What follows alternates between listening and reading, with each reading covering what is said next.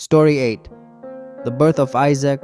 Genesis 18:1, 15:21, 1-7. Abraham and his wife Sarah were very old, so old that it seemed impossible for them to have children.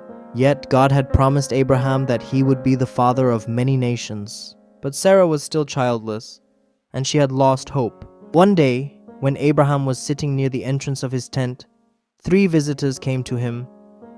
These visitors were angels sent by God.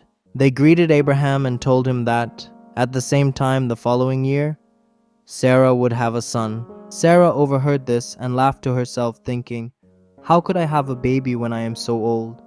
But the angel said to Abraham, "Why did Sarah laugh? Is anything too hard for the Lord? I will return to you at the appointed time, and Sarah will have a son." Sarah was afraid and tried to deny laughing, but the angel gently reminded her that nothing is impossible for God.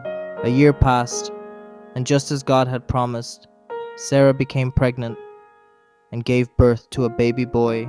Abraham and Sarah named him Isaac, which means laughter, because Sarah had laughed in joy when she heard the promise of a child. Isaac's birth was a miracle, a sign that God always keeps his promises, even when they seem impossible. Abraham and Sarah were overjoyed and gave thanks to God for his faithfulness reflection for children. Isaac's birth shows us that God's promises are always true, no matter how impossible they may seem. When God promises something, he always makes it happen.